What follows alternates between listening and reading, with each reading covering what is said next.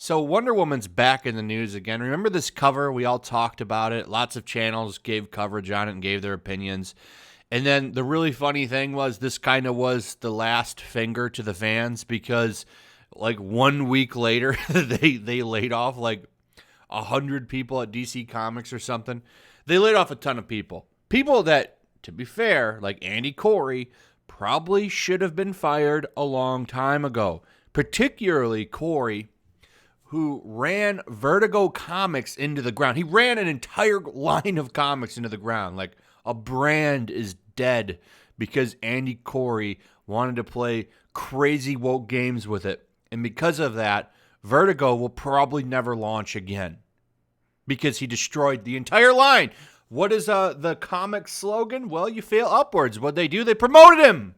They promoted Andy Corey for destroying an entire brand of comic books.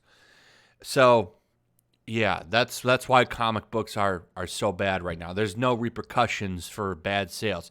Just like this will sell bad. Nobody wants this, and it's going to be pretty funny to watch this get roasted as well. Now, this video doesn't really have much to do with this. I wanted to start off with this because it's like we were just talking about Wonder Woman. We're going to talk about 1984 Wonder Woman. So, last year, apparently there were some screenings and they were disastrous. Now, I was wondering what that was all about because, to be honest, the first Wonder Woman was a really good movie. I liked the first Wonder Woman movie quite a bit. I have it on 4K Blu-ray. I saw it in the theaters twice. I liked it. I thought it was fun. I thought Gal Gadot did a great job. I thought it was a great movie. And now we have some reports coming out from Wonder Woman's 1984's plot. And the unfortunate thing here is we would have already seen the movie if it wasn't for the coof. We would have already watched it. I think it was supposed to come out in like July. Was it July or June? It was going to be a summer blockbuster. We would have already seen it.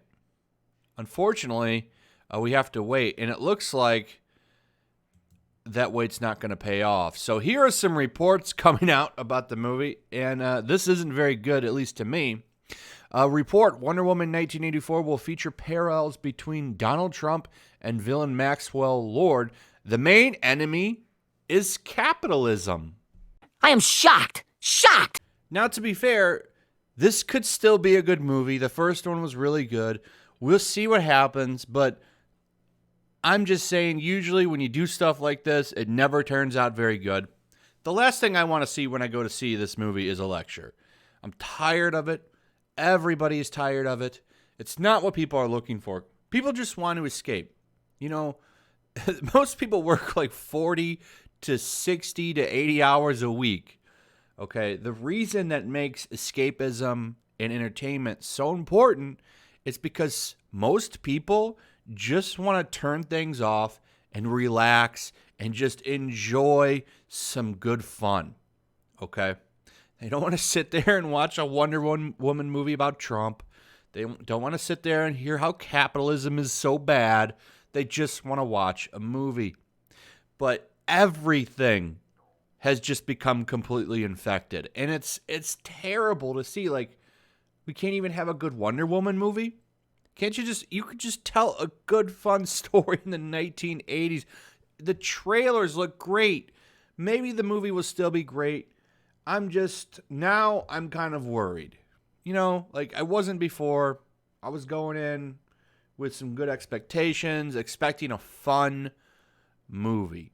That's all I wanted, was a fun movie. And now I'm like, I don't know now. You know, because now, like everything else, it's got to fight the Orange Man. Capitalism is bad, even though it paid for this entire movie. It's bad. So let's go over some of the details here. A new report details that director Patty Jenkins and actress Gal Gadot's upcoming Wonder Woman 1984 will feature parallels between Donald Trump and villain Maxwell Lord, and that the main villain of the film is actually capitalism. In the 80s, speaking with Collider on a visit to the film set, Jenkins compared the film's time period to the current day, claiming that the United States is paying the price for the sins of the 80s. So wanting to go back to a time where we had a good economy and we weren't kind of in the bad time. The 80s and 90s were pretty good. They were a pretty good time economic-wise.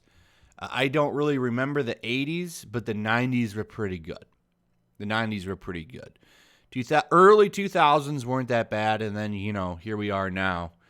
But I guess not wanting to remain on the course of becoming some kind of third world nation is bad. I don't get these people. And what I don't get is why, like, people will celebrate this as this making the movie groundbreaking. If I want to watch a groundbreaking dramatic movie, there are movies for that. People aren't going to Wonder Woman to watch lessons on capitalism in the 1980s and why America was what it was and why we're here now. That's not what people are going to see Wonder Woman for. It's almost like a trick. Like, haha, you thought you were coming to see a fun movie, but listen up, Orange Man fan. And I get it. Not all of you are probably Trump fans, right?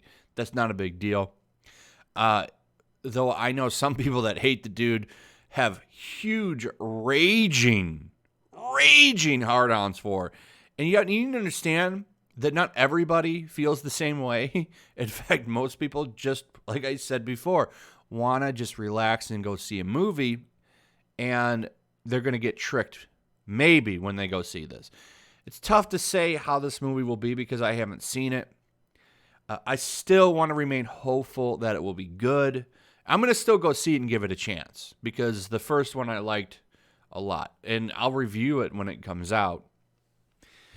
But anyway, she continues, it was like we thought for sure it could go on forever, and there was to be no price, and you could just have exponential growth.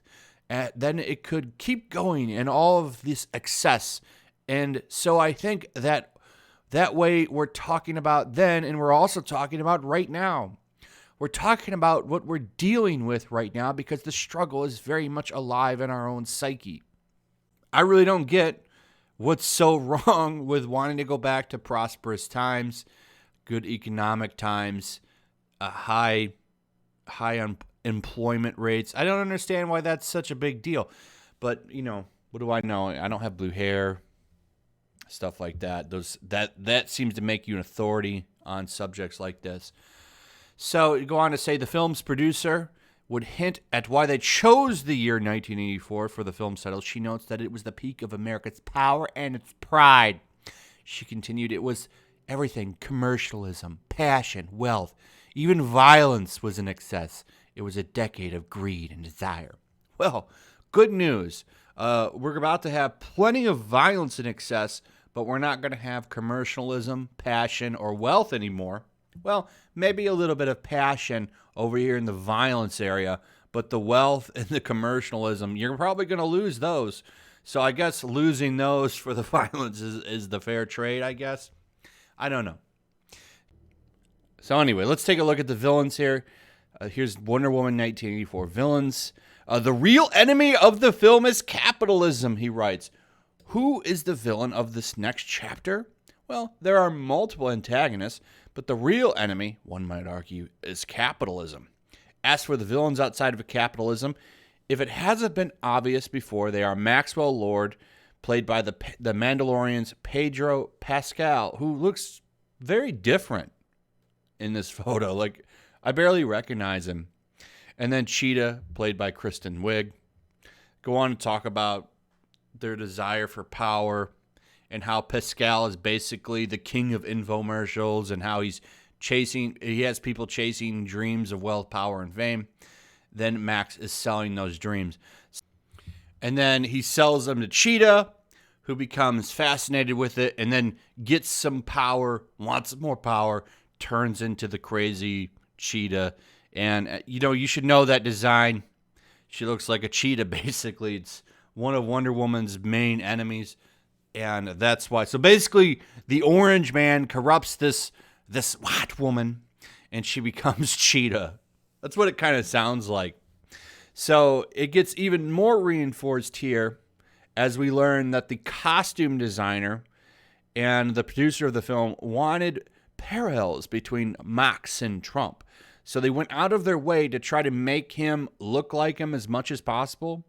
And when you see like the hair here, it kind of does. We'll see what happens. Kind of sad news here because I was really looking forward to this film. I thought it would have been a good escape, a good way to just kind of go and enjoy a movie, but it looks like that's not going to be the case. I'm still going to give it a chance. I'm hoping here, in fact, I'm crossing my fingers, that the reason that all of this is a thing and they're talking about this is that they're just trying to pander to the crazy woke crowd and get them excited for the film. I'm hoping I go in and watch this movie and it's fun and it's not really trying to lecture you or beat you over the head with things. It just wants you to have a good time. That's what I hope this movie is. Will it be that way? I don't know. Now I have a little bit of worry. A little bit of worry. So we'll see what happens. What are your thoughts on this, though? Is this movie lost? Are you done? Are you still going to give it a chance? If you are, I don't blame you. I think the first Wonder Woman movie was really good, like I said. So we'll see what happens. Give me your thoughts, though. Throw a like up, share the video. Make sure you're still subscribed. Subscribe if you're new. Hit that notification bell, and I'll see you guys on the next one. Peace. Also, if you want to help support the channel, check out my Teespring store. There's a link in the description. You can find some merchandise in there that you might want to check out.